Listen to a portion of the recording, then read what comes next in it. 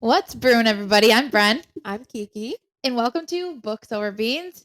We are in our third ACOTAR episode already, which just seems unreal. Final stretch. It's so sad. Before we get into the nitty gritty of this episode, we are going to share all the things about this book. We're going to be spilling all the beans. So this is your warning. If you have not read A Court of Wings and Ruin yet, spoiler alert, we talk all the things. We spill all the beans. All of them. So before we start, we always start with our first segment, which is Chit Chat. Yep. And during Chit Chat, we kind of talk about non-bookish and bookish hot takes. So, Kiki, are you ready to begin Chit Chat? Yeah, let's do it. Before we get into it, what's in the mug, or should I say today, glass? Yeah, today we have some glasses. And as you know, we have Creo's Coffee Brilliance Blend. And then we topped today with some Italian cream creamer and then also vanilla cold foam. Mm-hmm. Delicious. Springish summer day. I want to talk about this actually. So this is a good segue. I'm starting off with a non-bookish hot take, and I think I might have had this slotted for a different episode, but like it's just that was just perfect, and I got to take advantage here. All right, let's do it. Iced coffee all year, or only when it's nice? Okay, sorry to like gasp like that, but literally all year. I mean, I used to be a hot coffee girly like all the time, even when it was hot out. But for ease of convenience and just like refreshing, it's so refreshing. I don't care how cold it is. I'm all year. I might get the itch, but like I am like a hot coffee girl until like when it gets warm. Okay. And then I transitioned to iced. Yeah. And lately, I've been making all different types of variations with all the different coffees I have on hand here at the house. Period. And I'm just loving the way the iced coffee is just tasting better. Yeah. I don't know what it is. It's just something about it. And I'm like, I haven't had a hot coffee in like 3 weeks. You know what it is? It feels like it like resonates. I don't know how to explain it. It's like something about not even the aftertaste, but it's just the taste is like elevated. Yeah, you're like hot because the temperature like overtakes the taste sometimes. You know what I mean? You're like driving in the car, right? And like there's nothing like it being like a perfect sunny day. Yes. And the coffee, I mean, it doesn't need to be sunny. It could be snowing here in Buffalo for all we care. But yeah, when you take a sip of that coffee and it's perfect. Oh yeah, it's game time. That's it. I have had a day like that every single day. I was journaling yesterday and it was like, what do you love about your life right now? And I go, I've had good coffee every day for the last 3 weeks. I wrote that down. Well, yeah, no, it makes a difference. And I saw this TikTok that was like fall in love with the little things, like how good your coffee tastes and like how good a book you're reading. Like it was so relevant to like our lives and like the little things that we take most pride in and like most joy in them. The glimmers. Yes. Yeah. It was so, I was like, that's, and you're like, fall in love with having your favorite meal. I'm like, that's so true. Because listen, I'm such a foodie. I will fall in love with food to the day I die. Like, right? Yeah. So I'm like, that's. I've been using that word too. Like I always have talked about like the glimmers, and you know we all have gone through things in our life, but like the little glimmers in life. And so when we talk about glimmers all the time in my second grade classroom, and so my kids are in this routine now where they're like, "This is a glimmer I had today, Miss." And then like they're so proud of when they walk out of the door and say that. But then like since we've been reading ACOTAR, I've been using glamored as a term, and so like I went through something recently, and you know thought my life was going one way, turned out to be different. And I was like talking to some like of my people, my inner circle and like my mom. And I used like this term, like I felt like I was glamored a little bit. And so it's just funny, a funny segue, glimmers to glamored, coffee, and guitar. It all connects in like a never ending circle for us. So I love it. Romanticize your life, I guess. Yes, and if that means exactly what it is. Like you're glamored by your coffee, like so be it. Yeah, exactly. Like I love it. Yeah.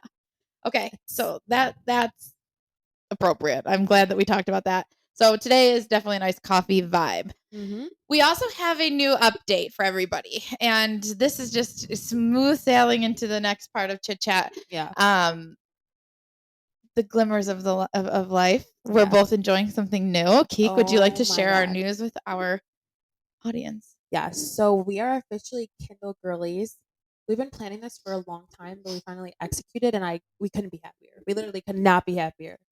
And it was a little bit of an impulse buy. Brenna and I went to Barnes & Noble a few weeks ago, And of course, we bought several books. And then we decided to go to Target after Mhm. because one of the books that we had like to purchase wasn't at Barnes and Noble. And lo and That's our first behold, mistake. We yeah, gotta go to Target first, yeah, we just to need to make do sure. that. Yes. Lo and behold, Target had the buy one get one half off book sale, which is such a great deal because they also do the 20% off additionally on top of that. Mhm. Great deal. So we got more books there, and then we also got Kindles because there were only 2 left. And I told Brenna when we walked in, I said, "Brenna, I'm gonna get mine. No pressure if you want to get yours." And we walked in, and there was 2. It was literally like divine And they were timing. on sale. We had to. They were on sale. Mhm. It just there was literally 2 left in the store. Shout So, out, I don't know if this person will ever find us, oh my god, but the that Target cashier, cashier was so he fire. was amazing. He He's, was like, cashing out all 10 of our books, right, between the 2 of us, and, he's like, "What's this one about? Have you read this one? Is this a gift?" He yes, goes, "How much do you guys read a month?" And he's just like, it was really yes, fun. yes. It was awesome. He was great. So Um, shout out to him. and Barnes& and Noble too. I don't think I've ever come across an employee that's not Oh my helpful, god, sweet, kind, quirky, fun, like, engaging, and that just, like, yeah. is awesome I when you're love it. there. I love when I'm just like literally glancing at books at the book table there, and then an employee walks by and be like, "You should get that one. Yeah, That one's so good." yeah. I'm like, you know what? You're exactly what I needed. You were the deciding factor because I was Mhm. like on the fence, and the fact that you told me that, I'm gonna buy it. Book people are just different. We hit Yep, different. yep, We just absolutely. it's just this different vibration that we're all on. Yeah, and I Yeah. was like, okay, I'm definitely gonna get it. And the one time I was actually walking around with I was with Mambo and I was walking around with Cleopatra and Frankenstein. Everyone in that bookstore, from like customers to employees, they were all like, "Oh my gosh, you're gonna love that. It's so good." I And I wanna actually, I wanna go to Barnes& and Noble with Mambo. oh my god, it's the best thing ever. And she loves it, and she just gets lost in there. She loves it. We should definitely go. She literally loves it. Sorry, I didn't mean to interrupt though, because that No, just you're fine. romanticizing the life. I was like, "Ooh, I can see us all Yes, there." yes. But then we got our Kindles, and I told Brenna, I was like, Brenna, Kindle life is different. We're in a whole era, and we gotta decorate. Yeah. So we did, Mhm. and we couldn't be happier. I Mhm. loved my Kindle before we decorated them, and now it's Mhm. like a whole new love. So I was not in a committed relationship kind of idea, like, with the Kindle because I'm just such a hardcover copy girl, but that Mhm. does not mean anything. I think audiobooks, we've talked about this on other episodes, Right, anything that gets you into the literary world for me is a win. Like, no judgment, even if it's an audiobook. Love that for you. right. Um, I've read on the Kindle app on, like, an iPad before, and, like, so I knew how fast and how easy you can get in, and I that's how I started reading and how I started getting back into reading, but then, I moved into my house and, like, things changed and, like, just fell right back into the habit of having hardcovers, the Mhm. annotating and all that. I love that. Um, but oh my goodness, I've read, like, 3 books now. Um, I've read, like, 3 books now on the Kindle. And I'm just, like, staying up late. You're Yep. swiping. Some of those Kindle Unlimited deals are great. Mhm. So I'm in a full, like, we're committed. I'm like, I actually was having an internal thought. I was like, you should go back to a hardcover book really fast, Brenna. And I was like, no, let me just get through this one, and then I'll go back to ACOTAR Yes. hardcover, Yeah. our last ACOTAR book. So Yeah. loving it. I love it. And the highlighting is fast Yep. on there. And you are right. You do breeze through books in a different way. Yeah, for sure. And really, it's like the ease and the convenience of it. Like I can bring it. It fits in my Lululemon belt bag, Yeah. literally. Yeah. Like when there's nothing else in there, and I can just throw it in my purse. Like at lunch, at work, I just am reading like on my Kindle so casually. Um, if I'm like stuck in a pinch, because before I had a Kindle, I always ran into so many circumstances where I had some time in my hand, like in public or just waiting on someone or something, and I was like, damn, I really wish I had my book. Yeah. And now I constantly have my Kindle. I bring it with me like everywhere. Like I Right. really reach for my Kindle before my phone type of thing. Mhm. But I also am considering myself a little bit of a hybrid reader because I do really love paperbacks. Um, and I don't want to lose that love for them. And I also, especially if I love the cover art, like it's like I'm gonna read that book. Mhm. So I've been splitting my time between my Kindle and the hardcovers. I also think I'm kind of like the opposite. I don't think I could read the same book Uh huh. on there because I just tend to get into a groove and then it's hard for me to break that cycle. So I'm not quite there. Could I see myself getting there? Sure. Hmm. Yeah. But I'm picky about the types of books I want to buy on the Kindle. Yes. And cover art and things like that, like, the shelf vibes, the Yeah. aesthetic, sure, that plays a role, but it's also like, if I know I'm gonna read this thing really quickly, if I can get it for a couple dollars less than a paperback, I'm gonna Yeah. do it. No. Yeah. So I'm reading some of Abby J's old books right now, and I'm glad that I did them on the Kindle because, like, they're not ones that I don't think I would reread again, like, Mhm. and so it's nice to just have them on the Kindle in that e-format, I guess, is what I'm trying to Yes. say. Yes, So, I I'm sure you all can relate to either perspective, I guess. Yeah, and I think, like, for me, I have a hard time buying both, but the first book that I read on my Kindle, it was on Kindle Unlimited, but I already had the paperback copy, so in that circumstance, like, it's a no-brainer. And then with ACOTAR, since they're so long, it's like I've justified buying I bought ACOWAR on my Kindle and then the paper copy because I'm like, "I'm gonna be reading this for a very long time." Not a very Mhm. long time, but you know what I mean? Like, it was a Mhm. commitment type of thing. But I really wanna get a library card so I can use the Libby app because that would be like a no-brainer. Like, Yeah. if I can rent those books for free and then have them if I want them. But I'm sure I'll get to a point where, kinda like how you're saying you like to read them only on your Kindle right now. I'm sure I'll get to that point too. Yeah. I just haven't been there yet. Um, I know someone that's starting to work at the public library you can come visit and get your Yes, library I card know. from. I need to come visit. When do you start? End of June. Okay, After, yeah. like, it's a summer, starts in the summer. But anyway, you can also do it online. But they have to, like, accept your application, which I did that and I never heard, and it wasn't through our town. It was through a different one. But we can talk about that sidebar. Yes. All right. Anything else to add to chit Oh, chat? well, we have to reveal our Oh Kindles. yes, of course we do. What do you mean? All right, Brian, do you wanna go first?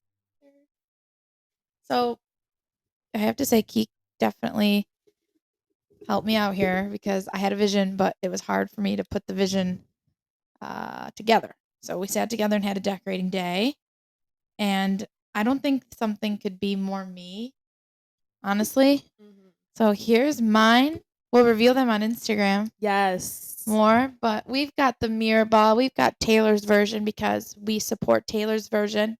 Okay. Reputation's the only exception right now and debut, I guess. It's very tortured poets vibes, which, by the way, I've been living, breathing, sleeping tortured poets.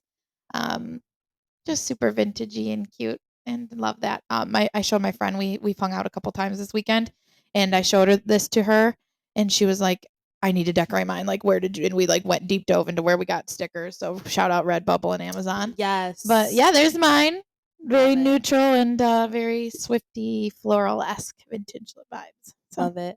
And I'd like to add that the beauty about decorating your Kindle this way, so we basically decorated the piece of scrapbook paper, the vintage piece of paper with the stickers. mhm. So then we can always interchange the case or the decorations because Yeah. it's just stuck in there with a clear case. Yeah, and don't take the backing off of the sticker. Yes, we just tape them. Tape them onto the paper backing the sticker so you can just rip that off and reuse the stickers. Yeah, and it gives them a little bit more lift, a little bit more pop. You know Yep. what I mean? Yep. Rather than just putting them Yep. on the paper. All right. All right, so here's my review. Mine's a little vintage red New York City vibe. We got the Cosmo disco ball, and we both like centered our disco ball in the middle, so that was super fun. Um, little New York City montage, and then we have this little women sticker. This is actually from Seven Husbands of Evelyn Hugo. Cut off, but you can see that it's Evelyn's ticket. So I love that so That's so much. cute. And then I cut up this little quote and some dice, cherries, lipstick, all the things. You got to So share the quote because I love the quote. okay, yeah, the quote is "You can never be overdressed or overeducated," Mm-mm-mm. and it's by Oscar Wilde. And it was like one sticker, but I decided to cut it up to give it that I love it. mood board aesthetic, and Very good. not boxy. So I super love this, and I actually got my nails done to match it because I was just feeling so red. So yeah, those are our Kindles. I'm gonna refrain from singing Taylor Swift music. It's you can sing it. Loving him was red. Yeah, it was in my head, and I'm like, I was like thinking of like albums that kind of like this is actually a really great segue, but I was thinking of albums that kind of like represent our Kindle cases. Yours is giving folklore, I think, and mine's definitely Yeah, without a doubt. we're Right. a folklore. We're a folklore tortured poets girly right now. Even though Midnight's like when I went to the Taylor Swift concert, I dressed as Midnight's. Well, your other one, the other case that we made is like kind of like Midnight's vibe. So Yeah, it's like dark. It's moodier for sure. yes, Love that. Moving into spilling the beans, our main segment of our spotlight series, where Yes. again, full disclosure, we are covering all the things about A Court of Wings and Ruin. Okay, Yes. ACOWAR for short. Last episode we had mentioned all of the people that have shown interest in the pod that have joined us on this journey of ACOTAR books. Yes. I've come across a lot of people just meeting out in the wild, work, community events, things like that, where they're like, "Oh my goodness, I've heard so many things. Do you even recommend it?" We're still on that track of yes, we absolutely recommend it. And so Yes. we have amongst besides the two of us here sitting in the chairs, we have a new number one fan of Yes. ACOTAR, and that's my mom. Good old Linny. I call her Lynn Bob. I don't know if she actually likes that or not. I've never asked, but it's what I do. And she has, and this is no joke, she has read these books, all of them. She's caught up. She just ordered A Court of Silver Flames. Yes. So she's caught up to us Mhm. at this point. And she has done that in a week's time, 5 days or 6 days. That's insanity. She read A Court of Mist and Fury in a day. That's crazy. A day. And she is just all in. So I love it. I love I it for love it her. too. I really do. She she was reading a Court of Mist and was it A Court of Mist and Fury. no. A Court of Wings and Ruin. It was Mist and Fury. Mhm. Sorry. And she was like, I love your tabs. We actually posted the Snapchat of that on our socials if you caught it. Yes. She was like, I'm just living for this book. I love it. So she's a big Resand lady. Aren't we all? I know. I said Aren't get in we all? line. But well, this is kind of jumping ahead, but yeah, we're all love them. Resand stands. Yep. Okay. Absolutely. There is so much to cover about this book. And I want to start by saying I don't understand. I don't understand how I've seen mixed reviews on this one. Many. I've seen, I'm going to start with some negatives so we can get into some positives, Keek. Yeah. I've seen it was predictable. I've seen it was cheesy. I've seen it was dull. I've seen she left nothing for the reader's imagination. And to all of that, no shade to you. Everyone is entitled to their own opinion, and that is why reading is so great. We interpret it all differently. But I have to say this was my favorite ACOTAR book so far. Same. 110%. It was my favorite. Like I actually the moment I started it, I was like, "Oh, this is the one." Because I never even in Court of Mist and Fury, it was a little slow for me to get in. This one was so action packed from day one that it was my favorite. And it's like comparing apples to oranges, though. Like, we finally see the main conflict that's been brewing. Right. Yeah. But I love the it. beans are ruining. We see it finally come to fruition. And so I think that some predictability in that is okay because that means the author did her job in setting the stage for what I agree. was coming. I think in any book, there's a little bit of predictability one way or another. It depends on the person. It depends on the reader, of course. Yeah. But also it's like when you're building a world, when it's such a series that's complex so involved, one. Yeah, there's going to be a little predictability, but don't you want that a little bit? I don't want to be like torn and like I don't want to be torn each and every way. I want There's a little healthy like balance. stability and like predictability, especially in a series because you're like devoting so much time to this and you kind of want to see certain things come to fruition. Yeah. So Yeah. I don't have a problem with it being a little bit predictable. I also don't think it was super predictable. I don't either. We have book one, which was the world building of Prithian, and you know, we've talked about that episode one. I'm not going to get too much into the recapping of that, but we had you think it's going to be this fairy tale, and then the the warning bells and red flags are dropped, and it's like, oh, that's not how that ended. Yeah. Then we get into the second one where we see this transition of Feyre to what she thought was best for her to what is actually meant for her. The world of Valaris, the world of the Night Court, the look behind the veil with Resand, the reason we all fall in love with him, and that inner circle, that build, her start to come out of that PTSD, trust in her instincts, allow herself to experience joy. And then that all happened for her amongst a lot of other things going on. And now we're in book 3 where there's this sense of we must protect that now because it's ours. Right. And I think that's what makes this book so great is I love a good romance book. I really do. I tend to, like it's not my thing when it's very heavy on that, like, if there's deepness behind their connection, which is something we've talked about that we liked seeing in this book, is that we saw them start to enjoy their life together, but it's still the timing not being right for them, right? Yeah. Like, we're here together, we're mates, we're in this, but now we need to take care of this and still fight for Right. it, to protect Yes. people that we love, to protect this idea we have for this world of Prithian. And I don't know, I thought that was beautiful. I like the depth of that. I liked the conflict. I liked the buildup. I liked the surprises we got from characters that we didn't see coming. Like, Right. that's not talked about enough, I don't think. Yeah, and I was a little scared because there was so much negativity around this book. I was a little scared to Yeah. get into it. I thought like maybe it was gonna be a drag and I was gonna be kind of dreading reading it, but I actually felt the exact opposite. The war did not like people were like, "Oh, it's all war, like no romance." But we've talked about this like in our personal conversations. I The romance was sprinkled in. It Mhm. was definitely sprinkled in, but it was at How the much of it most.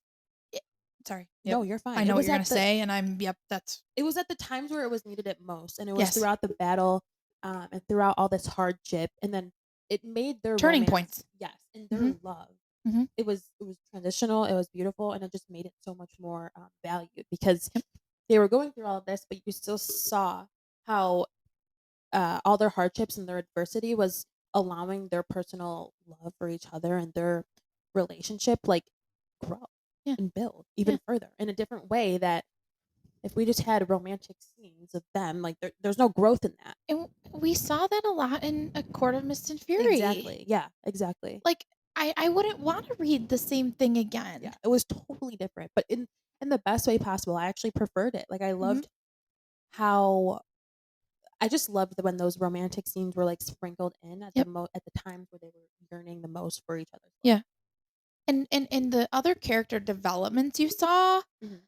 and we're gonna get into that, Right. um, but I don't know, I had a thought, but I got lost in thinking about how much I liked this book and felt protective of it, but, Mhm. um, yeah. Let's dive into the developments that we saw. Um, it was a slow burn book, Yeah, not just in terms of the romance, but there was buildup, right? yeah, We just kind of touched on that, and I think that you became invested with these characters and what they meant to each other and what their hopes and dreams and what the things that they wanted. So I thought I was hooked right away because I was like, I need to know how this ends. Like, I need to know how this goes. I need to know how they work together. I need to know what other strengths do we see from these characters. So, um, we we have a lot of things that happen, and so I have like some things I want to talk about. You have things you want to talk about where we thought they were like main points, main events, and we'll just kind of share our thoughts and feelings about them. So sounds good. again, spilling all the beans. Um, and these might not be in sequential order, but these are the things that between the two of us really stood out. Yeah. So the first thing that for me, talking about character development, because we have a lot of just old character callbacks, right? We didn't really meet a ton of new people aside from we got to look behind the new characters from the other courts. Yes. So, speaking of that, let's touch on that really quick because I think that's a good place to start. Thoughts on the other courts and the high lords and ladies and things like that that we have met along the way. Did you have a favorite? Did anyone make Yes. an impression? Anything like that? Um, yeah, I really loved just overall, like, the introductions to all the courts and their stories, and kind of their history, Mhm. and again, Sarah J. Maas just killed it with, like, the diction in this part with all the descriptors. I was really able to visualize the, high lords of each court just based on Mhm. her descriptions, and not only just, like, looks, but also their personalities, and some of their traits, so I really loved that. Helion was my favorite. It was good. I thought he always came in clutch when he needed to the He most, did. I and I literally said that in my head. I go, he always came in clutch when he needed to the yeah, most. he was just the unsung hero, and, um We love an unsung hero. yeah, and he was just so bright and, like, I think he was He was like mm, sultry too. He was like, yeah, I know what I'm about. yeah, and he was, like, so much different than the other high lords that we've seen so far. Mhm. I thought of him, like, as less, you know, like, muscular and Yeah. strong and, like, girthy. I thought of him more as just, um, you know, just not as, like, manly, just not as, like, rough and tough. I just thought of him more as, like, a light healer who, you know what I mean? Hmm. Like, I didn't think of him the Bat Boys, I think of them as, like, these, like, juiced Sure. up, Yeah. like, Bat Boys, but I didn't think of Helion like that, and it was just refreshing to, like, Hmm. see a different perspective of a High Lord I who like that. you know what I mean? He was just Yeah. different, but he was also, like, the healer, and he just was so bright, but also very, like, cunning, Mhm. very wise, but Sarcastic. yeah, very, Good. sassy a little bit, A, but a yin and yang to Resand because exactly. they had that history, and I just kind of felt like Resand was like the dark, moody one, and like Mhm. Helion's this like tan, glowy, like oh, Yes. like sitting on the couch looking at his nails kind of guy. Like, Yes, like, yeah, he just has it all made, and he's like, um yeah, I yeah. really enjoyed him. Um, we see more of the Autumn Court, which cue the crickets. Wow, wow. But I think I want to talk about Lucian really fast because I just love him and Feyre coming back together. Yes. Bond that I can't be broken. you know how I described Lucian with my voice? Mhm. My something about this book changed how I saw him the more we got to know Yeah. him. So I see this long red hair, tan skinned, muscular, gentle. I don't see the Professor Moody eye anymore. I don't hear Okay. him like that. So that was another thing I really liked while reading was my visuals as we got to know these characters more and they played more of a crucial role. It wasn't just about like Feyre, Rhysand's journey, inner circle. Mhm. Like we had callbacks with Lucian, we had callbacks with Tamlin, we had callbacks with these like new characters we kind of met and kind of knew about, but didn't really, and it just changed how it was painting. So again, that just proves the growth that people experience as a reader also. Yeah. Um so Lucian, spoiler alert, they have a suspicion that he is the son of Mhm. Helion, Helion. right? Yeah. And that's crazy to me and I love that for him Yes. because it's been apparent that he does not belong in the Autumn Court. Right. And I was kind of like into how the one brother, even though he's twisted and wicked and will never forgive him for what he did to Moore, Eris.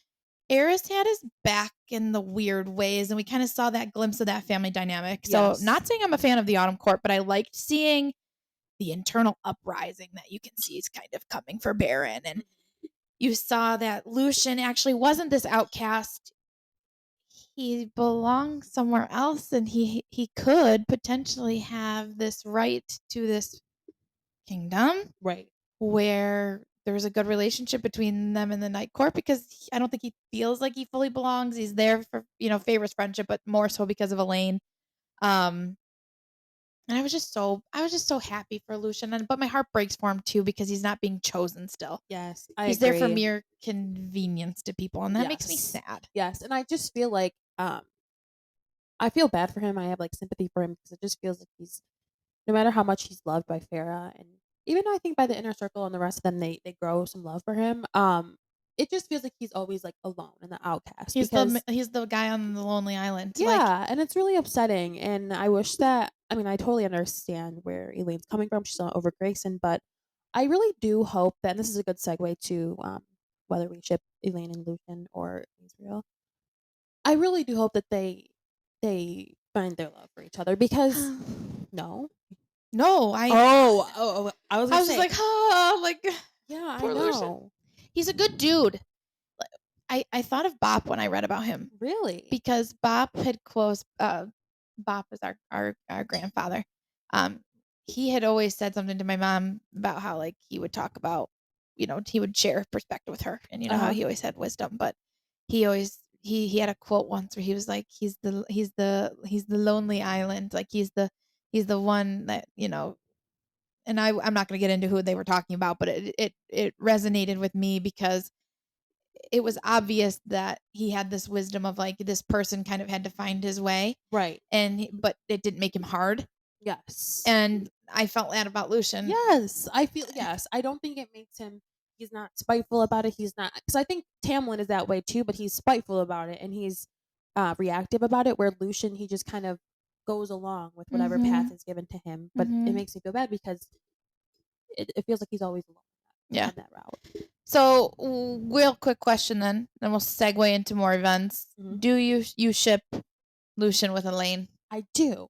I really do. I think that Lucian would treat her very well, and especially because I mean they're mated, obviously. But with Israel, I just feel like he's a little harsh on the edges for Elaine. Elaine is, you know what I mean? And that's not a confirmed thing, but it's clear in the undertones of the writing that Asriel and Yes. Elaine are Yes, I agree. So feeling some way about each other. And Asriel also deserves it because he's been pining after more for so long that was I agree. unreciprocated. Yes. I just it's one of those things where I'm excited to see how it I plays feel out. like, I don't. oh, you're all gonna come for me. Don't. Okay? But I feel like the Bat Boys have won already. Yeah. They've all got, we know what's coming with Cassian. Yeah. Right. Rhysand and Feyre. Yeah. I do love I do. Azrael's great. But I just, Lucian deserves I know. it. I don't think that Elaine He and made poor, Israel are right for each other. I don't see it. I But don't think that Azrael also deserves to pine after someone and go after someone who is also has that pull, because even if she chose him, there's still that pull towards Lucian. right. And that's like him going through the Moore thing all over again. I agree. Yeah. Like, I want him to find something outside of that, someone Right. who matches that. And in Lucian, yes, he made some critical errors in his judgment out of loyalty for the people he cares about. Yeah, but who hasn't? Who hasn't? Right. We all will do things to protect the people that we love. And Tamlin, as faulty as he is, picked him up, and that was the only place he felt home. And now he betrayed that. I can't imagine what's going on inside that guy. Yeah. He's probably struggling, so he deserves the happiness, and I hope that Elaine brings it to him. He definitely does. I can't wait to talk about this. I almost cried at this part. I was like near tears. Again, we're not going in sequential order. This pod is beautiful for the fact that these are just two people talking about books that we loved. Right. If we wanted to go in sequential order, we would be recording this chapter by chapter, page by page, and we would have way more of a strict outline. That is not our vibe. No. We love reading because we all pull something from reading. So again, I'm not stressing too much, but this is a really big thing that I do not want to gloss over. Helion helped out during this point. Yes. He came in clutch. So the surreal. Wow. That was just, first of all, just Yanti got what was coming for her because of this. Okay. But we lost our dear surreal friend that has been sage wisdom and help from book 1 to Feyre. Yeah. They quoted, I don't know if we really know. So they quoted, stay with the High Lord. Yep. And he said, you did. Yep. And we thought that meant Tamlin at first, but as we know, Rhysand. Yeah. Surreal. Anyways, yeah. I'm sad. I'm laughing. It was so sad, and the surreal said you were kind. No. The repetition, Farrah Archington, you were kind, you were kind. Like that was just like that's what the repetition. He kept saying you were kind, you were kind. You say your last name was Archerton. Whatever. Bridgerton. Oh no, I didn't say Bridgerton. No, I said Archerton. Archeron. Whatever. Anyways, same thing. Yeah, but I just love that. And he also said, leave this world a better place how you found it. Yeah. And that really resonated with Farrah. You could tell by that scene. So that was like the biggest shock to me. That was a catalyst turning point event. Yeah. I knew as soon as that happened, I go, it's, as Leslie Knope says, it's all downhill from here, turkeys. Yeah. It was because the last 100 pages of the book, sucker punch, like always. I couldn't even believe it. I finished it in one setting. I couldn't get up. Like, my family was trying to talk to me. I was like, sorry, I'm literally like, consider me like out of the office right now, because I was in a different world. I was like, I was sitting on my couch and I felt like I was somewhere else, and that is the beauty of a book. And when it she can and sh transform you to a place. she does wait to hit you until the end. We've talked Oh about that my before. gosh. Um, I remember I was recording myself read these live reactions, like, I made live reactions of me reading, I should say, so that when Kiki and I were on the same page, I could share with her how I really felt during these moments. Crazy. And, chapter 57, which I've seen on TikTok, people, that's where we reveal, like, Tamlin's underlying feelings Yeah. about, like, what he's really gonna do. And I was Yeah. like, "Chapter 57," and then it just from there, I was like, it just got worse and worse and worse, and then this happened in, like, the 60, 70 range, and then it was just, like, Oh my rapid fire, god. just pain. Full throttle. I was like, That wow. meme, emotional damage, that was real. Yeah. Okay, yeah, that I will say there were a lot of mixed reviews about this book, but I will say TikTok was hilarious about the reactions to ACOWAR. Like I enjoyed it so much, and this is something I do after I finish every book. I have a routine. Finish the book, close it, go on Goodreads, read it, and then go on TikTok and see what other people are saying. Sometimes I go on Reddit and stuff too. Just because I love to like hear what other people are saying, and I literally avoid like ACOTAR TikTok in Yep. general, because I don't want any spoilers. So I literally just swipe, but then I just go back and I look at Mhm. everything. And there was one with like that one that I sent you with Tyler the Creator. That one was hilarious. There were so many. I was literally like belly laughing at like 2 a.m. I'm like, okay, I need to go to bed. I need to go to bed. I have work in the morning. Can you But just let me do what I need to do? yes, there were so many that were like hilarious. I love And there it. was one with like about Amryn, and Kevin Hart was like playing Amryn in this like this fanfic like TikTok. I was like, why is this so Uh, good? Speaking of Amryn, she had quite the incredible sacrifice here. Oh yeah. At first, when she's like, "Sorry, I lied to you," I was like, "You are betraying them? Are you kidding me?" I was like, no way. I was like, there's no way right now. But then I'm like, "I see it. I I got it." yes, but at first I was like, son of a I nutcracker. I have an unpopular opinion. What? I don't think she should have came back as a high fae. Really? I don't think Rhysand should have brought her back. I think it would have been way more meaningful Oh, to her like it would. sacrifice and, like, what she Yeah. did for her to have, like, gone out like that. I I'm yes, sorry. but I I know. think you know how she wanted to like go back with her people and where she came from, Mhm. because they emphasize how much that meant to her, like as soon as we met her, and now that she can't, I think that was like the biggest sacrifice in them all in it all. Like But I is she really with her people, though, and she just won't admit it? Yeah, I think Because she's she's grown found to. love now? Well, yeah, that's a whole other story. Oh my She's god. learned how to use the bathroom properly? Yeah, it's so Oh, wait, funny. was that in this book? No, it wasn't. Um, That was the next one. yeah. So Alright, so, I don't know, I just would have thought that that would be a good I don't know, I guess that's and again, that's the beauty of reading, we disagree on that, and that's totally cool. mhm. Um,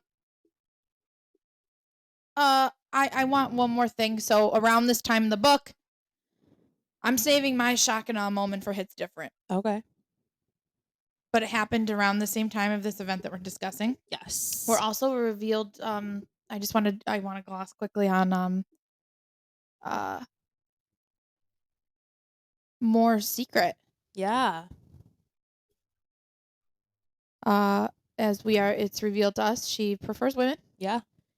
and I thought that was an incredible thing for SJM to pull into this universe too. Yeah. It's obviously talked about. There are a lot of people in this book that have their preferences like that. Right. And I think that's a really beautiful way of including a lot of different diverse readers Yes. and pulling a lot of things that should be important and held to the same standard in the real world as in the reading that you do.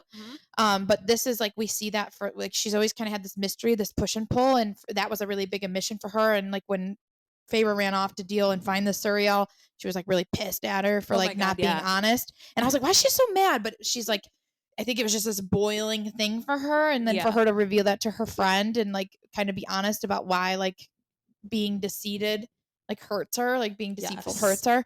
And we have a main character now that is represented in that community, and I think that was great. Yes, and I love how Moore confided in Farah. After that time where she kind of blew up on her, she confided in Farah like no other. And after that, that was like the catalyst for their friendship. Like obviously they've always been friends, but they became so close after Moore was able to confide into Farah, Yeah. and Farah was so accepting. And so she was thrilled that Moore was able to share this with her. And I think that just shows like who Vera is, you know, because Mhm. I just still am like amazed that in book 1 we really didn't love Farah, and No. now I'm like having a hard time knowing that the 5th book is not from her perspective. It's I it's really hard. It feels like I'm letting go of like my bestie. Like I I think wa Farah is my bestie. I wanna talk So, about we'll save that for next episode. I wanna talk about point of view because I'm struggling with the idea of that, but we clearly see the shift of it going from Feyre to the other Archeron sisters. So, yeah. that means we have Elaine and Nesta. Mhm. Lots of mixed feelings about Nesta, but I feel like that's how we started with Feyre, which is what you're saying. I Yes. started being like, "You're insufferable. Yes. What are you doing?" And then I was like, Yeah. "Oh, wait, I actually sympathize with her. Oh, wait." Yeah. So Nesta Night right now, I'm not loving her. She's like kind of this she's badass. I'm gonna Yeah, say that right she's now. definitely But like badass. she was just I don't know. It's like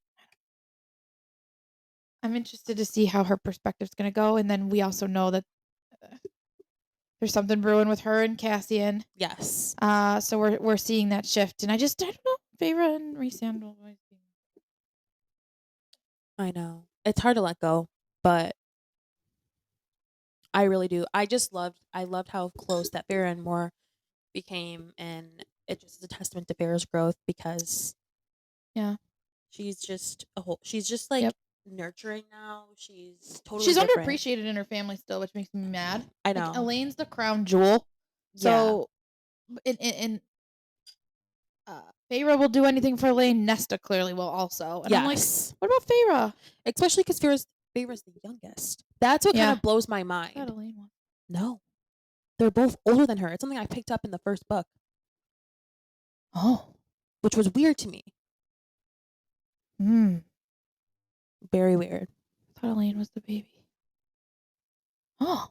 Well, I've been reading that wrong. That's fine. Um.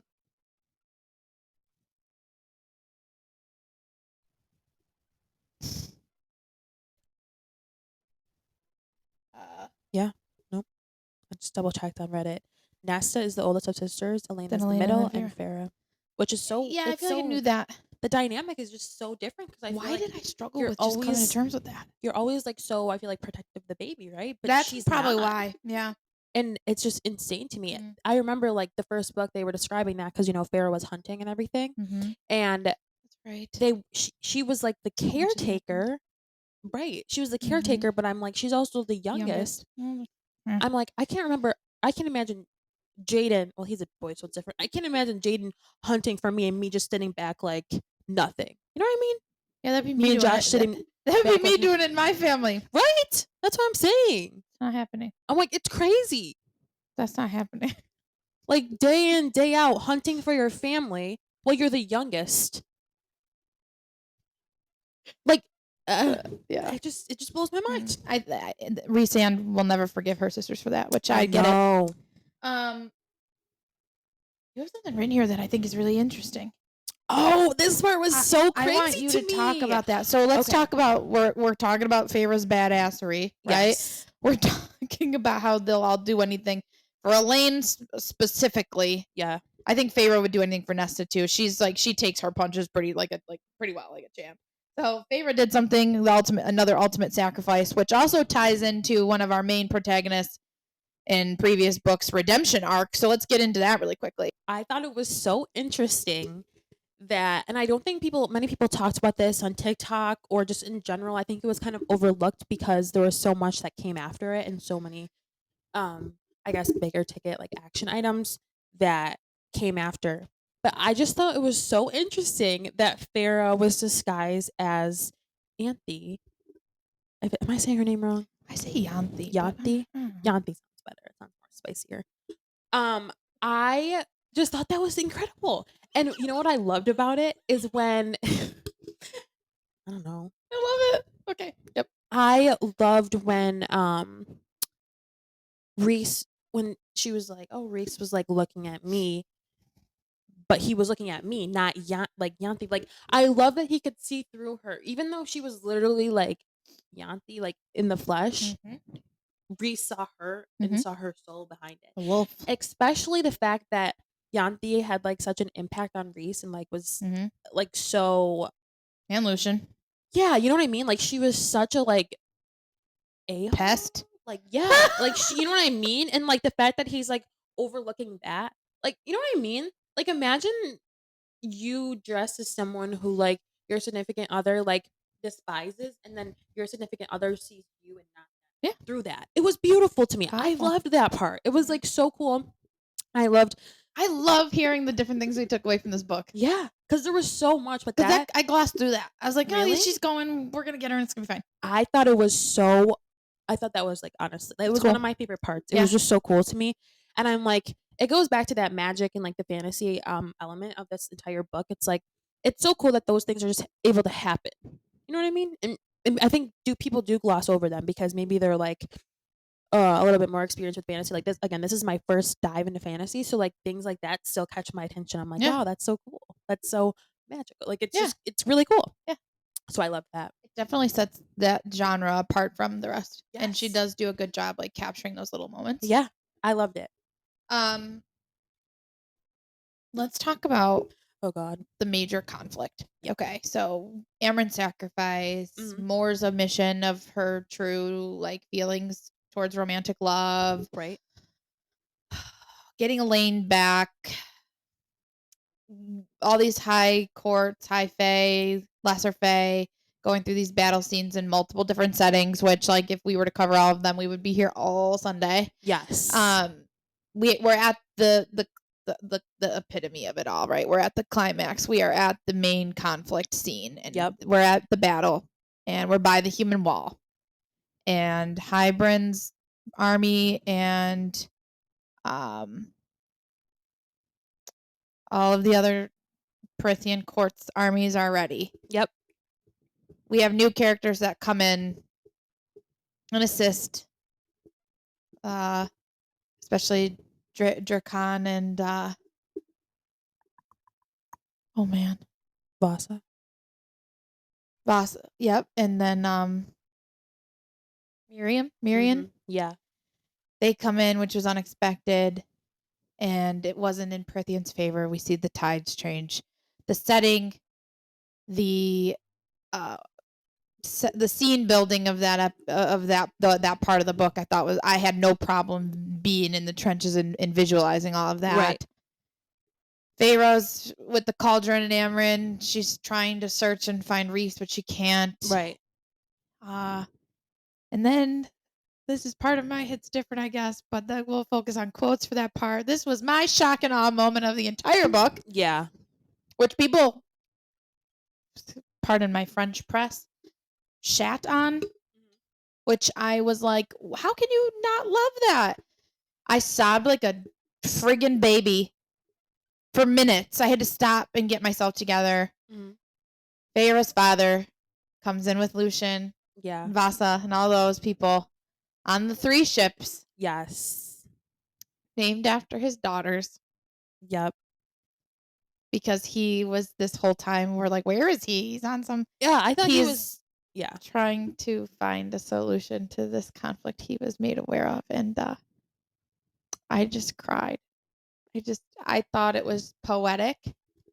I have a soft spot for like a good dad story. Yeah. I'm very close to my dad, and I just like I felt that love I feel towards my dad in this moment, Yeah.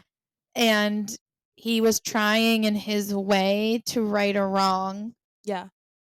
that he had done for a long time, and we don't always see, especially when we talk about like father dynamics who have wronged in stories and movies. Uh, he was trying to correct a long history of disappointing and putting his daughters in tough situations by coming to their aid. Yeah. This was shocking for me too. My jaw literally dropped to the I floor. I sobbed. was like, "Wow." And, yeah, I it was really such a shock in our moment for sure. And I think, Sarah J. Maas, she did a really good job at, like I guess good job, I don't know if I would say good, but, like, taking that right away from us by, like, the next I think it was, like, 2 chapters later Mhm. when the king just We're like completely slaughtered him. And I'm like, that is the absolute roller in front coaster of of Nesta. emotions yeah, a roller coaster of emotions that, took us like, that this book took us through. But I was so sad, but he died trying to prove himself to Yeah. Nesta. It was honestly like It had to happen. yeah, I get it, yeah. It was, like, but kinda holy moly. sacrificial in a way, and it was awful. Oh my god, it was terrible. That definitely plays a role in why Nesta's so pained now, Yeah. for sure. But, yeah, it was that was hard. But I saw I literally was not expecting that. People are saying, "Oh, it's so predictable." I don't know who could have predicted that, but I sure as I didn't see heck that didn't. coming. No, I thought we were never I was always wondering. It was always in the back of my mind, like, "Oh, what happened to their dad? What happened when he went back to their home and they weren't n you know, that he knew that Farrah was gone, but Nesta and Elaine were gone too. Like, what is Mhm. he thinking? Like, what are his ambitions? Like, what is he Yep, gonna do?" I did not think we were ever gonna hear from him again. yep, I literally thought it was just gonna be like one of those, like, write-offs. yep. I thought that he was gonna be, like, dead in the water, We have that. like his character. Yeah, we have that in the mix of we finally see Nesta give in and show Cassian in her own way because they both think they're about to die. So she's like, Yes. shields him. He's like, we didn't get our time, and in another lifetime, I'm going to show you. So I'm excited to see that dynamic blossom. But the coolest part of it all, which was also unexpected to me, was Elaine deals the final blow to the The King king. of Highburn. Which good for you. Yes. Honestly, good for her, and she's one of those characters that I already see growing. I think I think this is gonna make her darker though than yeah. we're used to. No, She's not gonna be as like. So that's why I could see the pull towards Az. yeah. And actually, this is a really good segue into Hits Different because one of my quotes is about Elaine. Do you have anything to add before we go to Hits Well, Different? I want to talk about really quickly. I do want to talk. I did want to talk about if we saw Tamlin's redemption arc, Oh, we definitely did, and you made that prediction last book. I think we saw it. I think there's more to come on it, but I think we saw a start of it, which I honestly didn't think he was gonna really have. and then was so agreed. I don't know if we see the end of it either. Mhm. I think we are seeing like his intentions were very murky, which that fits for him. Right. Um, but like, was there a character in the book that surprised you the most? Because it wasn't him. I knew we were gonna get something from him, Right. and even when he was being an asshole at the meeting and all of those things, like I knew in some way when he protected her when she went in to get Elaine. Like I meant to mention that when you were talking about Yanthi, but um, I think that honestly, and this is even because they're mates, but I think in their own ways, Elaine surprised me and also Lucian surprised me. I did not I think we talked about this before, but I did not like expect him to just uh up and leave the spring court to come to the night court. I just didn't see that coming and I thought it was like such a it just kind of happened and I was like, wow, this is crazy. I thought he had a little bit deeper loyalty to Tamlin and not even like I didn't agree with his loyalty, but I thought he did have a little bit of a stronger pull to Tamlin. mhm, But I also think that the same goes for Farah in a different way. And I thought that again, he just didn't feel like he belonged in the spring court and he wanted more for himself. mhm. So I was just really surprised that he up and left the night or the spring court so easily. Um, and then I think Elaine, obviously, it surprised me. You know, everything Well, with the she's got king. that gift too. They both have been given Yeah, this the gift seer. from That the was hot pot. so I love that. And you know what? I love how this is something Sarah that does in her writing. She'll kind of foreshadow things very Yep, briefly, yep. but then it's like in a paragraph or two later, it comes to fruition. And I like that because Mhm, I sometimes I get a little aggravated when authors foreshadow and then it's like I don't know, at the end of the book, it finally comes to life, like whatever they were foreshadowing, because you almost forget about it. Uh, it loses its like steam or yeah. fuel. But I love how she does that because it comes to life so quickly. Mhm, And I was like, I wonder if she's like a psychic, and then they use the yep. word seer, and that was so cool. I love that element of it. Yeah. I love how they each have their different gifts from the cauldron. Gifts, you know, I wouldn't know if I would call them gifts, but I Yeah. think that Elaine's is a gift. Yeah. I But think it they also both could, are yeah. in a way Um, done correctly. yes, I but think they shocked me. I think Jurian surprised me the most. Yes, We even talked about him, but like in the last book, I was like, he's just a dude. Why are we just so a dude. afraid of him? He's a human dude, like this ancient warrior that was in the last conflict. And Right. I don't know, really proud that like what he witnessed with Amarantha didn't turn him into a vile human being like we thought he was going Yes. to be. And to see how much of a crucial role he played in the even though he was a jerk, he was not a nice dude. he played crucial roles in like being a spy for Prithian, and we none Right. of us saw that coming, and I didn't see that coming, and to see how he pulled all of these other elements from the human world and like how he fed information in the way that he did. He was never super forthcoming. He wasn't Right. like a warm and fuzzy guy, but I thought that that was like really poetic and like the he's another like Lost Island kind of character, and Yes. to see him and Lucian's dynamic, and then with Vasa's it was really fascinating. So I'm excited to see if he even continues to play a role in the books. Right. Um, but I thought that his sacrifice, knowing like what that would have done to him, was like really fascinating. In terms of character shocks. So. Yeah. Um, any predictions moving forward, Brenna?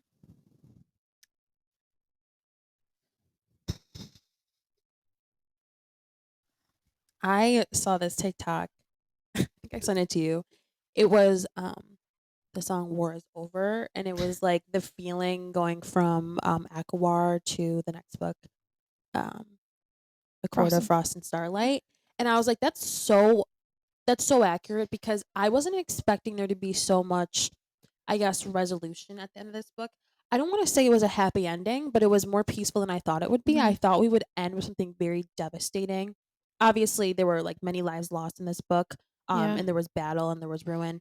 But I Even when think, Rhysand died, I knew he was coming back. I yes, predicted that in the last book. I'm like, something's gonna happen. They're gonna think it's not an irreversible change. right, Still felt for Feyre, especially considering my background. right, I had a difficult time with that part of the book, even though it was very short of a splice. I knew it would be undone. yes, I wasn't worried about him, and I know that might sound awful, but like the whole thing with the dad got me more. yeah, no, yeah, and I just think that I think the end of the book was these some of my hits difference quotes will kind of touch on this, Mhm. but I thought it was more resolved at the end than I Yeah, expected. yeah. That was something that was not predictable to me, and I think that just kind of leads into what we're gonna expect in the next book. It'll just be that more transitional period. Seen it all over TikTok that it's gonna be transitional book where they're kind of recovering from war, Mhm. just living a little. I think we'll get found peace within the inner circle. Obviously, there will be more conflict to come. I'm not quite sure in what scale. Yeah, I have a feeling we're going to be taken to, because we saw this in this book. The the middle. no the Illyrian Yeah, the Illyrian people in the in communities and all of that, and Cassian's kind of, you could just sense it with the guy that runs the show for them. There's turmoil there, and like, yes, they would fight with the Night Court, but like you can just sense there's tension. So right. I think like with like, and maybe this is because it's a little bit of a spoiler like information for me, but like obviously we see the transition to Cassian and Nesta, and that's the thing Cassian's story is basically built around. So I think we might see some more inner turmoil, which doesn't surprise me because I think the next book's going to be that transitional piece.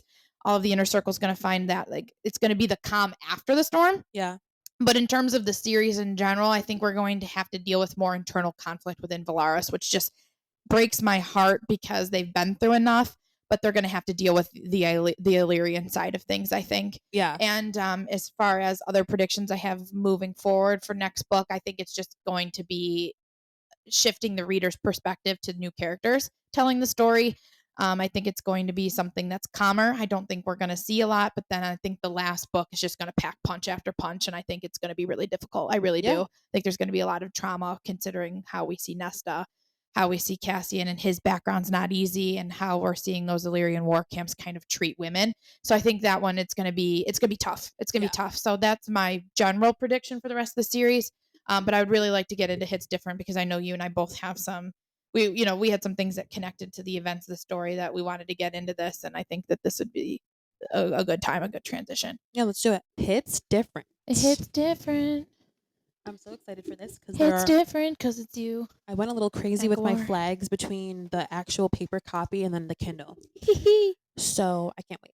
Love it. This is my favorite part when we get to hold the book. I know, Look at right? all those annotation tabbies. I love it. I did so many this book. Me too. A lot of connections, not so much quotes, but I have some things I think are worth talking about here. All All right. right, you lead us off. Yeah. Um, So we yeah. were talking about Elaine, and I really a prediction for like just the rest of the series. I think we're gonna see a lot of character growth from Elaine.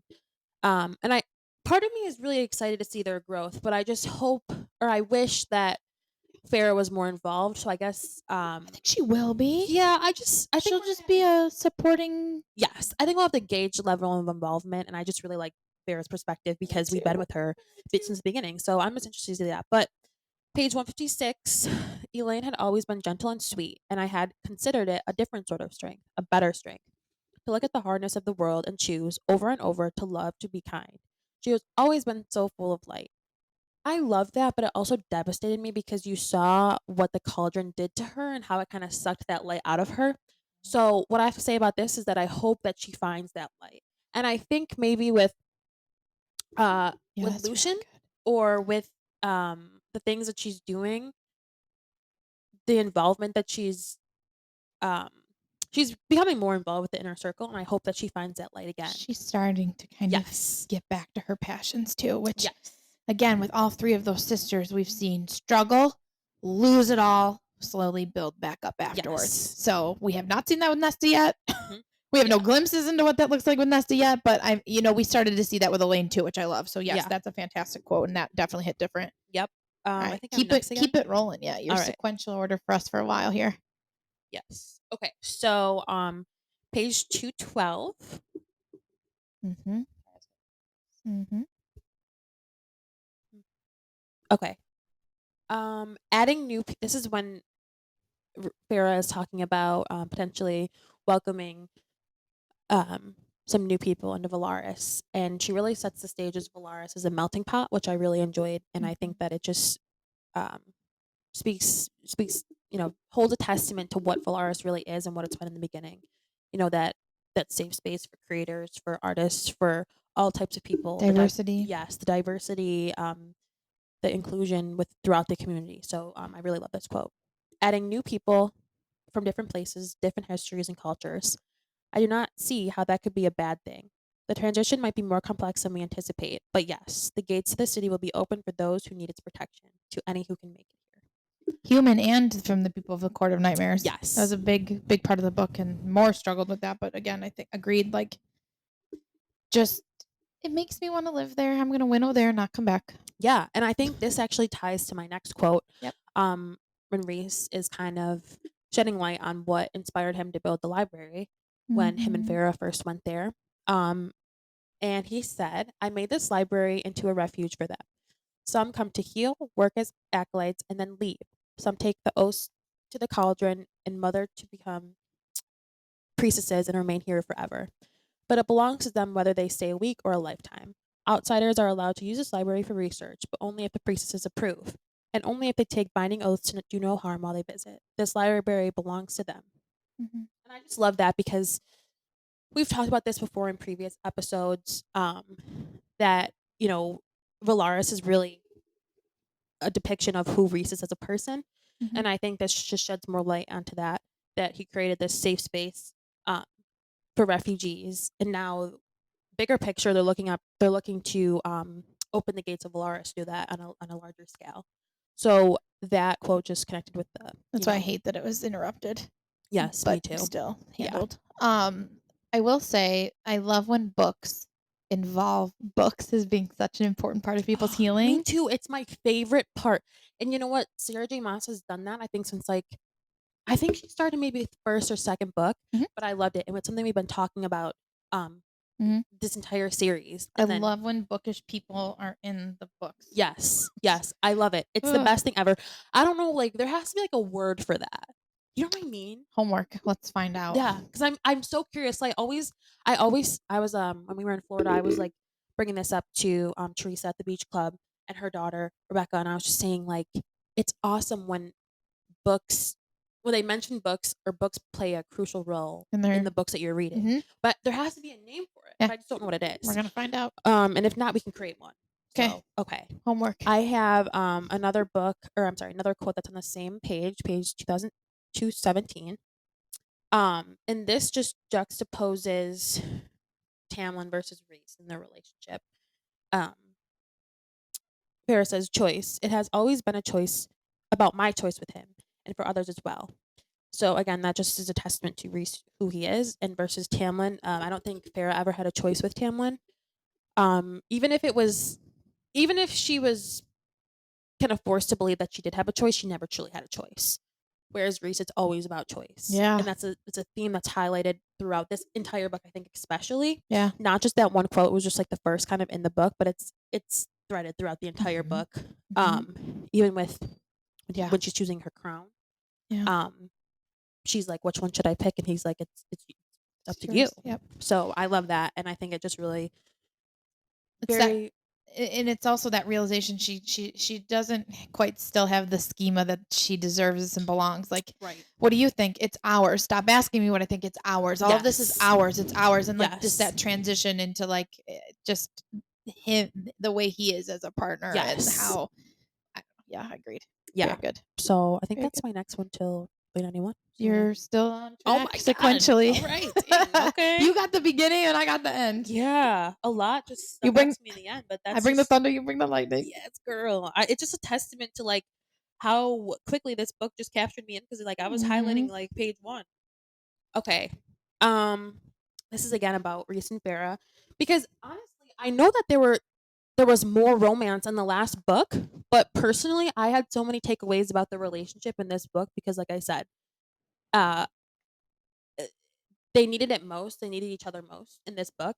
So I like learned a lot about their relationship and their experience together in this book. Um, so she had said Rhysand was night triumphant. I was the star that only glowed thanks to his darkness, the light only visible because of him. I love that. It's just beautiful. It speaks for itself. It's poetic.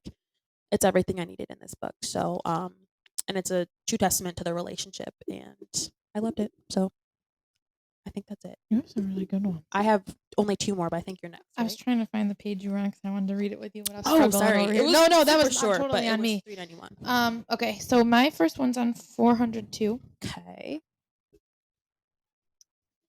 I had one on. Yeah. Oh, I lied. I had one. So I had one on 193, but it Okay. was all about him Rhysand saying that Feyre was his equal, which you covered with yours also. So I'm Mhm. not gonna.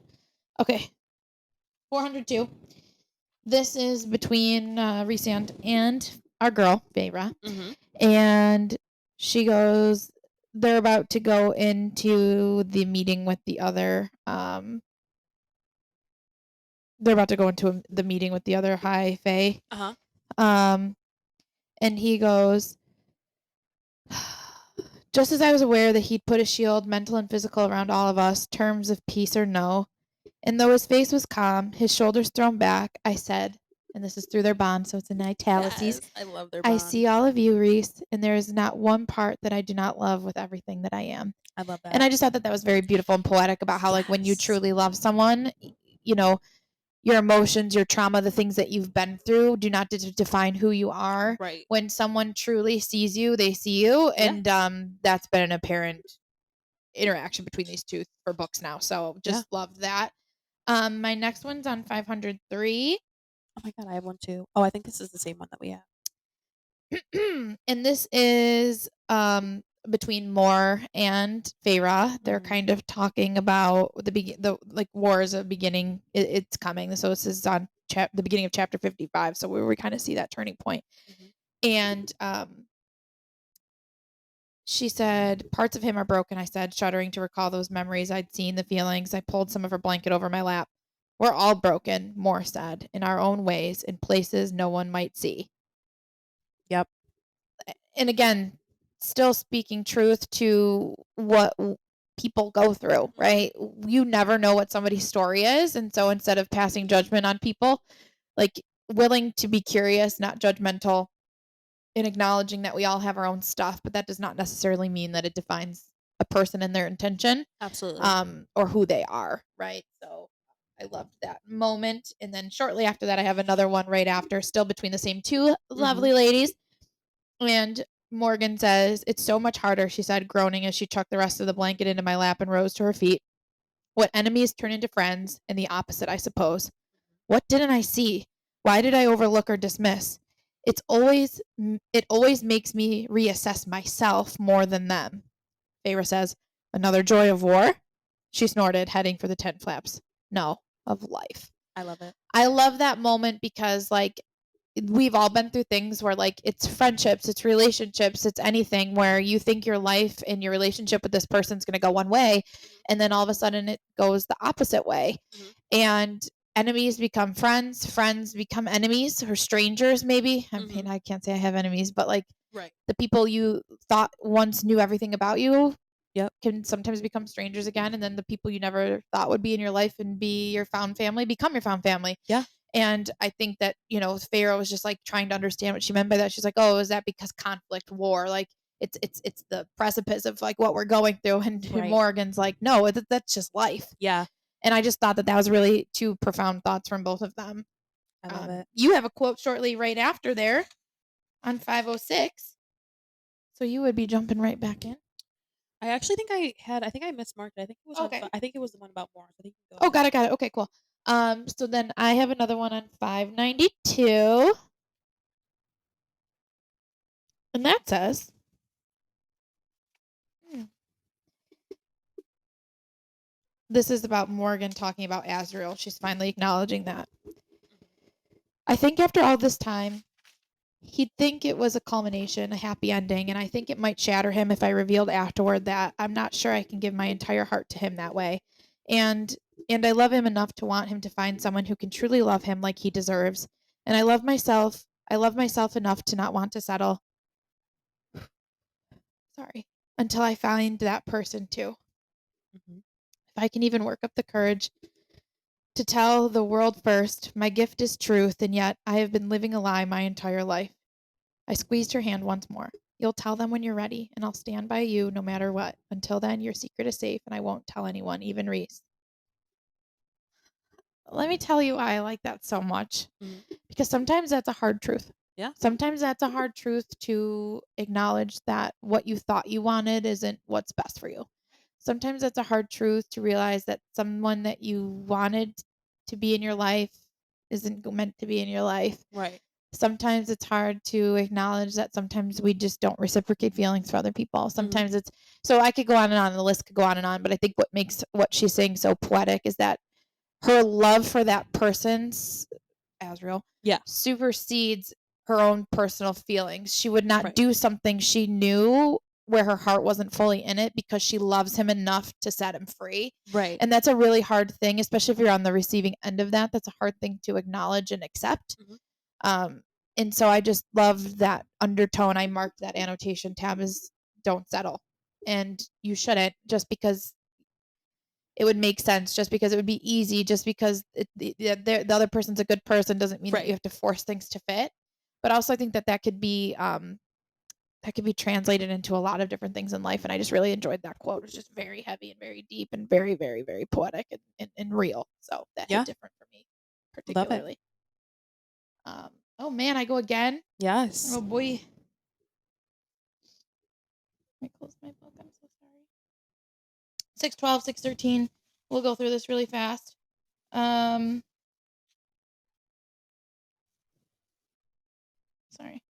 You're good. Oh, I was crying.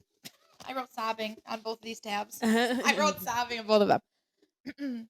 He said down the bond, "I would have waited 500 more years." We know the TikTok sound of this one. Yeah. 1,000 years. And if this was all the time we were allowed to have, the wait was worth it. Again, those really deep, pivotal, important romantic moments that we talked about earlier. Yeah. And then him giving his final speech before the fight to his inner circle, Oh my God. Yeah. where he said, "We will walk onto that field and only accept death when it comes to haul us away to the other world. We will fight for life, for survival, for our futures. But if it is decided by the tapestry of fate or the cauldron or the mother that we do not walk off that field today," his chin lifted, "the great joy and honor of my life has been to know you, to call you my family, I and I am know. grateful more than I can possibly say that I was given this time with you all." He's so profound.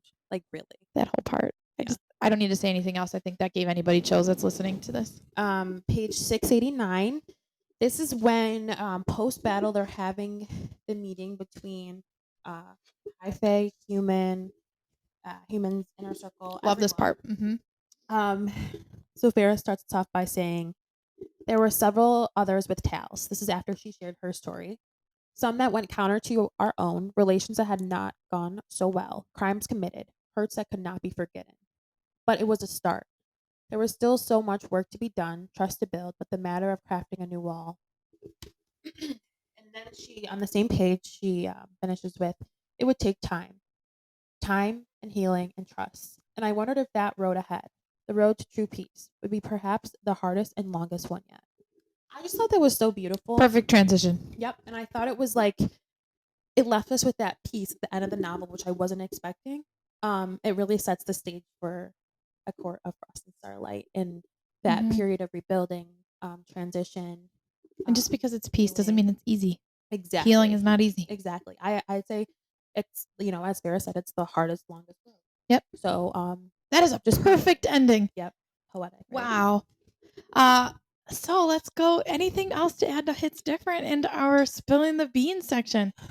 Honestly, I'm like, I love this book. It's my favorite one, Mhm. and I can't wait for the rest of the series because I think this was um, it was a pivot. It was an Yeah. integral part of the series. Yep. It was different than the rest of the books. Yep. And I think it's going to be, that before and after type Mhm. of um, medium. Yeah. So Overall drinkability score then. Out of 5. I did not get a quarter Miss and Fury 5. It wasn't a 5 for me. It was a 4. This is Oh. a 5. This is beyond a 5. I gave them all 5. It is literally a 5. I agree. Mine's a 5 out of 5 too. But I gave the last one over a 5. Oh man, I gotta reassess my life. Let me think. Okay, I'm gonna run through this really quick because it's appropriate. They're not all the same. No. So I'm gonna go first one, 3.5 out of 5. Okay. Second one, I'm gonna go. I really liked it though. 5.5. And then this one, I'm gonna go 5.5 out of 5. Yes. Yeah. I Twinkle would twinkle big say star. I would agree with you for the first one, 3.5. Even 3. I wasn't sold on the first one. I was not at all. Second one, 4. And this is 5. 5 All and right, beyond. we are increasing here. Yeah. Here we go, and that's good. That means the series is done right. Yep. So that is all the things on A Court of Wings and Ruin. We Yep. are wrapped. Also, I didn't realize the acronym WAR. It's spelled war. War. I thought that was very clever. Very clever. I love Haha. it. Took me a while. I'll be fine. So just like everything else, continue this journey with us. Share your thoughts, your feelings. We are on Instagram. We are on Spotify. We are working through YouTube. We're doing all the things so that everybody can access our episodes. We have gotten some more followers on Spotify and Goodreads, so it's exciting. Yes. Please join us on Goodreads. We are really trying to build that. We are doing mini episodes in between our Spotlight series books. We are almost wrapped with ACOTAR. We've got 2 more to go. So continue on this journey with us, and we really appreciate you being here. Yes. And next, we will be spilling all the beans on A Court of Frost and Starlight. So stay tuned for that episode, and we cannot wait to discuss that one with you. All right. Bye, guys.